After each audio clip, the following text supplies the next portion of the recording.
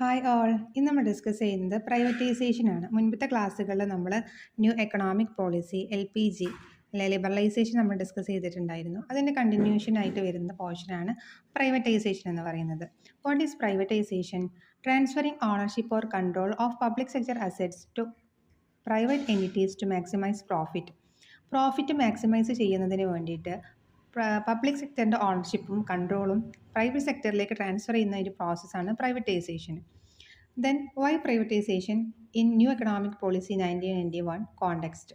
എന്തുകൊണ്ടാണ് ഇത്തരത്തിലൊരു privatization introduce ചെയ്യാനുള്ള കാരണമെന്നാണ് പറയുന്നത്. India had A huge public sector, government owned banks, airlines, factories, etc.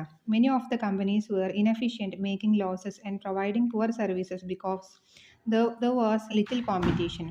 നമുക്കറിയാം before 1991 government owned banks, airlines, factories തുടങ്ങിയിട്ടുള്ള പബ്ലിക് സെക്ടറിലായിരുന്നു ഗവൺമെൻറ് കൂടുതലായിട്ടും ഇൻവെസ്റ്റ് ചെയ്തിട്ടുണ്ടായിരുന്നത്. അതുകൊണ്ട് തന്നെ അവിടെ ഇനഫിഷ്യൻ്റ് ആയിട്ടും ലോസസ് മേക്ക് ചെയ്യുന്ന ഒരു പ്രവണതയായിരുന്നു ഉണ്ടായിരുന്നത്. കാരണം എന്താ വെച്ചാൽ അവിടെ ലിറ്റിൽ കോമ്പറ്റീഷൻ, വളരെ കുറഞ്ഞൊരു കോമ്പറ്റീഷനാണ് ഉണ്ടായിരുന്നത്. നമുക്കറിയാം പബ്ലിക് സെക്ടറിൽ അധികം ഇങ്ങനെ കോമ്പറ്റീഷൻ ഒന്നും ഉണ്ടാവാനുള്ള ചാൻസ് ഇല്ല. അതേപോലെ തന്നെ പ്രൈവറ്റ് സെക്ടർ ആണെങ്കിൽ അവിടെ ഒരുപാട് കോമ്പറ്റീഷൻ ഉണ്ടായിട്ട് efficient and profit making process ഒക്കെ ആയിരിക്കും ഉണ്ടാവുക. അപ്പോൾ ഈ ഒരു കോണ്ടെക്സ്റ്റിലാണ് നമ്മുടെ പ്രൈവറ്റൈസേഷന് ഇൻട്രൊഡ്യൂസ് ചെയ്തിട്ടുണ്ടായിരുന്നത്. ഇനി ടൈപ്സ് ഓഫ് പ്രൈവറ്റൈസേഷനാണ് നമ്മൾ ഇൻട്രൊഡ്യൂസ് ചെയ്യുന്നത്.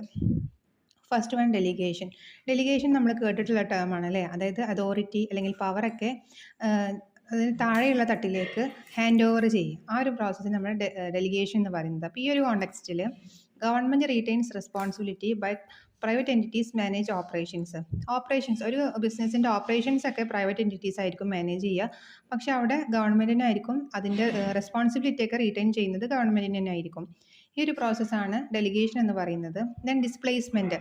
Private enterprise gradually replace government entities. Government എൻറ്റിറ്റീസിനെ ഗ്രാജുവലി പ്രൈവറ്റ് എൻറ്റിറ്റീസ് ഹോൾഡ് ചെയ്യുന്ന പവർ ഹോൾഡ് ചെയ്യുന്ന പ്രോസസ്സാണ് ഡിസ്പ്ലേസ്മെൻറ്റ് എന്ന് പറയുന്നത്.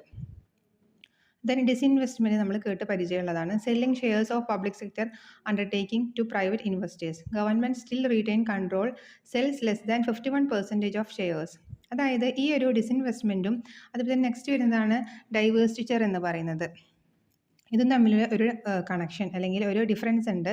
ഇതിൽ 51% ഓഫ് ഷെയർസും സ്റ്റിൽ ഗവൺമെൻറ്റിനായിരിക്കും കൺട്രോൾ ചെയ്യുന്നത്. ബാക്കിയുള്ളതായിരിക്കും പ്രൈവറ്റ് എൻറ്റിറ്റീസിനുള്ളത്. അതായത് അതിൻ്റെ കൺട്രോൾ എന്തായിരിക്കും ഗവൺമെൻറ്റിന് തന്നെ ആയിരിക്കും ഉണ്ടായിരിക്കുക. പ്രൈവറ്റ് എൻറ്റിറ്റീസിന് ബാക്കിയുള്ള പോർഷൻ ആയിരിക്കും എന്ത് ചെയ്യുക നമ്മൾ വിൽക്കുന്നുണ്ടാവുക, സെല്ലിംഗ് ഷെയർസ് ചെയ്യുന്നുണ്ടാവുക.